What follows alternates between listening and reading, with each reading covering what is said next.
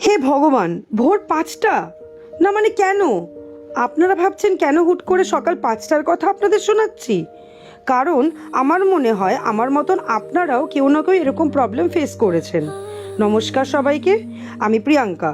চলে আসলাম আপনাদের কাছে কিছু এক্সপিরিয়েন্স শেয়ার করতে। তখন বাজে ভোর 5টা, আমার ফোনে মেসেজ, দিদি তোমায় অনেকটা দেরি হয়ে গেল কনফার্ম করতে, বাট আমার কেকটা 2 দিন পর লাগবে, তুমি প্লিজ করে দাও। আমি খুব প্রবলেম ছাড়া সত্যি কাউকে ফেরাই না। ভেবেছিলাম খুব আর্জেন্ট হবে, অগত্যা বললাম আচ্ছা ঠিক আছে করে দেবো, বাট ডিটেলস আর অ্যাডভান্সটা করে বুক করে দিন। এই মেসেজের রিপ্লাইয়ে হ্যাঁ করছি করতে করতে প্রায় 1 মাস কেটে গেল। আমি একটা কথা বুঝলাম না, তাহলে বলার মানেটা কি হলো? আপনারা যেমন কেক অর্ডার দেওয়ার সময় অনেকটা আশা নিয়ে বানাতে দেন, ঠিক তেমনই অনেক চিন্তা, চেষ্টা ও ভালোবাসা দিয়ে আমাদের জিনিসটা তৈরি করতে হয়। কিন্তু হ্যাঁ, তাই বলে সবাই এরকম হয় না।